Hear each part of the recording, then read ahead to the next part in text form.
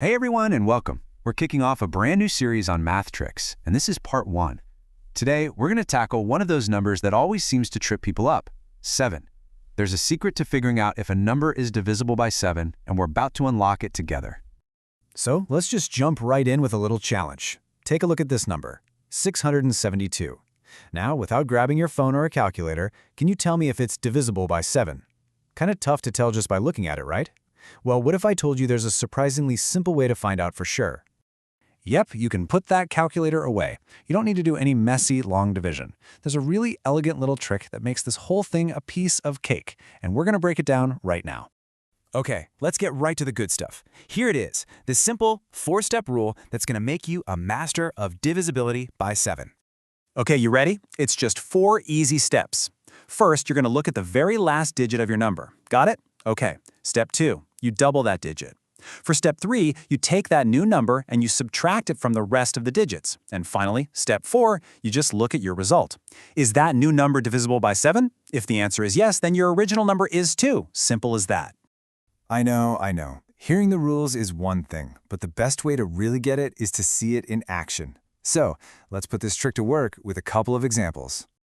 And we're back to our original mystery number, 672. It's time to apply the rule and finally solve this thing. Okay, let's walk through this together. Step 1, we take the last digit, which is a 2. Step 2, we double it. 2 times 2 is 4. Easy enough? Step 3, the rest of the number is 67, right? So we subtract our 4 from that. 67 minus 4, that gives us 63. Now for the final, most important step. Is 63 divisible by 7? And of course it is. I think we all know that one from our times tables. 7 times 9 is 63. So, because 63 is divisible by 7, that means, you guessed it, our big original number, 672, is also divisible by 7. See? No calculator needed. How cool is that? All right, let's try one more just to make sure it wasn't a fluke and to really get it locked in. How about the number 161? Let's see if the trick holds up. Okay, you know the drill by now. Last digit is 1. Double it, and you get 2. The rest of the number is 16. So we just do 16 minus 2, which equals 14. And there you have it. Is 14 divisible by 7? Absolutely. Which means 161 is too. This thing is super consistent. You're probably starting to see the pattern now, right? But hold on. A really good rule has to work both ways. It has to tell you when the answer is yes, for sure, but it also has to be able to tell you when it's a definite no. So what happens when a number isn't divisible by 7? Let's test that out right now. Our next test subject is the number 14.5.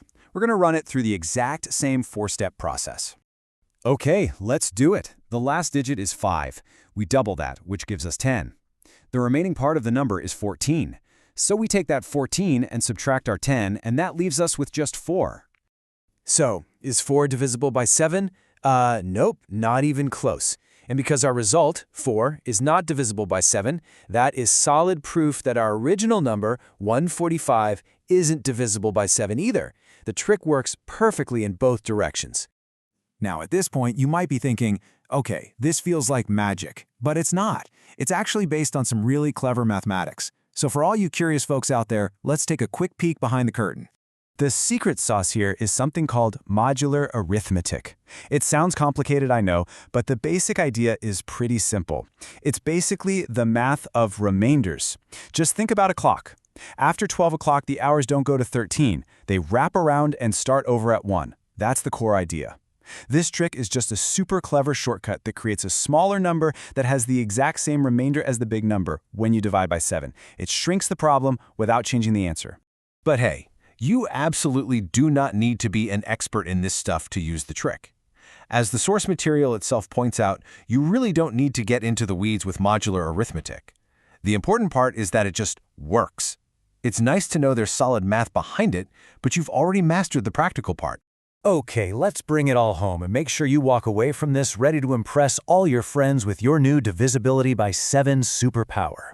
Before you go, just a few extra pro tips to remember. First, if you use the trick and your result is still a big number you're not sure about, just do the trick again. You can repeat it as many times as you need. Second, Don't worry if you get a negative number. A result like -14 works just fine, because 14 is divisible by 7. And finally, this trick is a real powerhouse. It works on any number, no matter how huge. So there you have it. You now hold the secret for divisibility by 7. The question is, are you ready for the trick for divisibility by 13? Let us know, and we'll see you in the next one.